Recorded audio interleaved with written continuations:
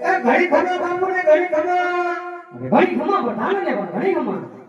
એ બાપુ અત્યારે શું કામ કર્યા? અરે પ્રધાનજી આવ ગુજરાતી નીચે બોલાવવાના તો ભારે કેટલા જ છે.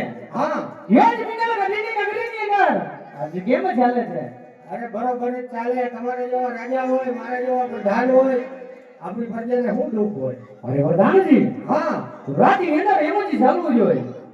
હંમેશની માટે એમ જ ચાલે બાપુ. અરે પ્રધાનજી હા આજ મારે વિશ્રામનો સમય છે.